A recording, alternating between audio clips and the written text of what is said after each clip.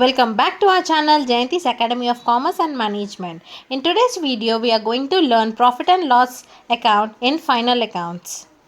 Our learning objectives are we are going to learn pro forma of P&L account, rules of P&L account and problem with solution. In final accounts, we learn trading account, profit and loss account and balance sheet. Remember one thing, trading account, P&L account are treated as accounts where we write debit and credit column. Okay, but in balance sheet we consider balance sheet as a statement, not as an account. Okay, so in this profit and loss account we are going to learn that it deals with office and administrative related incomes and expenses. It follows nominal account rule, debit all expenses and losses, credit all incomes and gains. So debit side we write all office and administrative related expenses, whereas on the credit side we write all incomes and gains related to office and administrative items. Now let's understand the pro forma of profit and loss account. Okay, so debit side we know that we write expenses, and on the credit side we write incomes. After preparing trading account, we get either gross profit or gross loss, and gross profit we write on the debit side. Okay, that gross profit you need to transfer to the credit side of P&L account, which can be written as by gross profit brought down. Okay, for example, in trading account we are getting loss, gross loss. Then we write on the credit side, that is by gross loss in the trading account, that you need to transfer to P&L account to debit side to gross loss. Clear? As you see on the screen, don't think that P&L account is limited to this much. It is a continuation page which is forwarded to next slide as well. Okay, so debit side will see what all items will be recorded in the pro forma. To salaries and wages, remember one thing, if only wages is given in the trial balance, that means it is trading account. But when the combination of salaries and wages is given, then write in the P&L account. Okay, to rent, rates and taxes, to insurance, to bank charges, to discount allowed, to audit fees and forward. And on the credit side, incomes we have by rent received, by commission received, by interest on investments, by interest on deposits, by miscellaneous income, by discount received. We will check out what are the other items related to P&L account in the next slide. Continuation. On the debit side, we have to audit fees, to depreciation on specific assets such as land and buildings, plant and machinery, furniture, anything it might be. Okay, so we calculate depreciation on the P&L account. To traveling expenses, to advertisement, to printing and stationery, to interest paid, okay, by loss, to loss by fire, to loss by theft, to packing expenses, to commission, to bad debts. Okay, we'll add new bad debts, we add new reserve for doubtful debts. Okay, we'll minus old reserved for doubtful debts when it is given in the adjustments.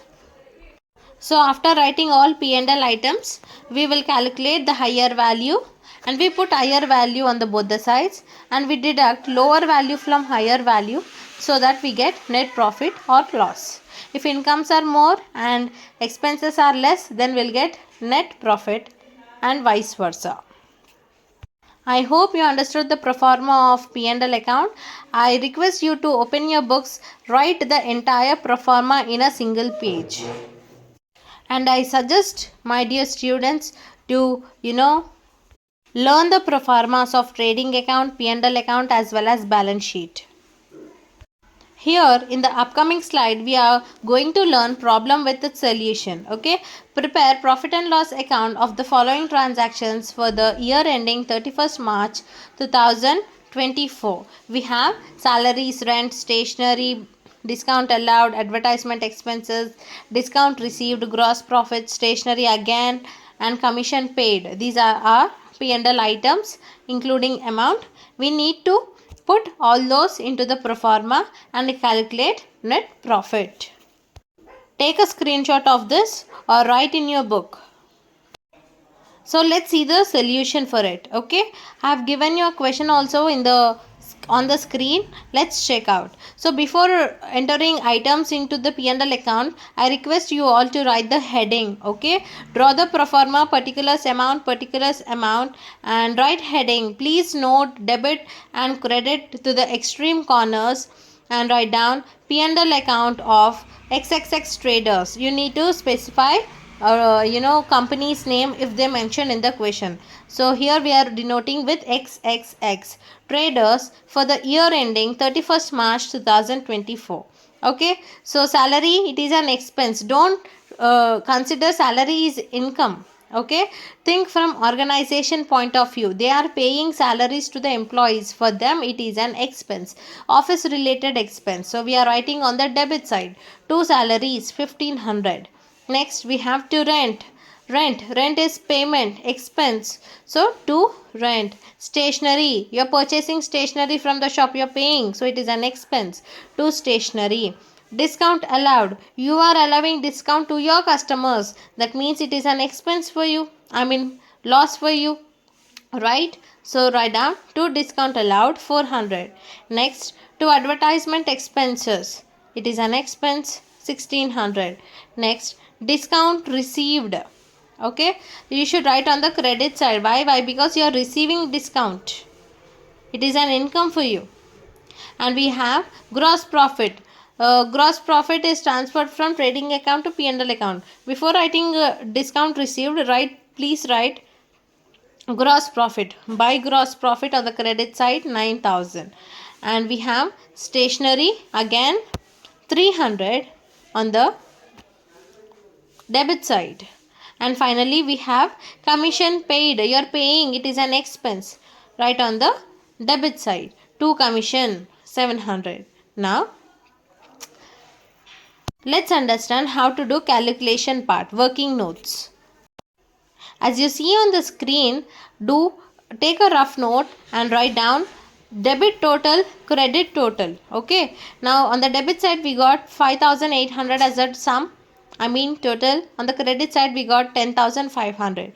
Compare these debit and credit totals and consider the higher value and lower value. Higher value we got on the credit side, that is on the income side 10,500, and lower value on the debit side, that is on the expenses side 5,800. So that will get net profit. Please write higher value on the both the sides of balancing figure. Now consider higher value minus lower value. So 10,500 minus 5,800 gives you 4,700 as your net profit. I hope you understood the working notes calculation part. Now see how to write net profit in the P&L account. So higher value we got 10,500, that is on the credit side. So we are going to write higher amount both the sides, on the debit side as well as on the credit side, both the sides, balancing figure. So where we are getting less balance on the debit side, so there you will get net profit. So write down to net profit, higher value minus lower value, which is equal to 4,700, as you see on the highlighted part of the screen. I hope you all understood how to record all the transactions related to P&L account. Please take a screenshot or write notes in your book, and please do practice your textbook problems for more learning. Balance sheet pro forma with problem will be uploaded in the upcoming video. Please stay tuned. The more you reflect, the more you learn. So keep practicing well. If you are liking our videos, please do like, share and subscribe to our channel Jayanti's Academy of Commerce and Management. And I'll see you in the next video. Till then, keep practicing. Take care.